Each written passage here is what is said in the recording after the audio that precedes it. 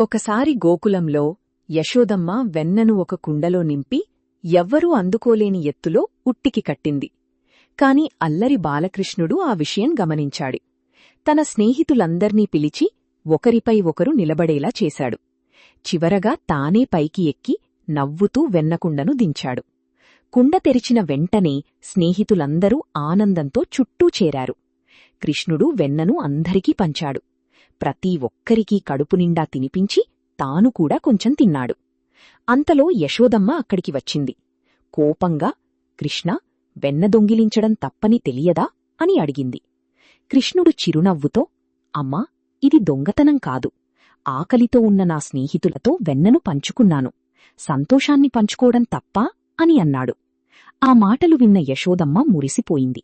తన చిన్న కృష్ణుడిని ప్రేమగా దగ్గరకు తీసుకుంది. ఆ రోజు గోకులం ఒక మధురమైన సత్యాన్ని నేర్చుకుంది.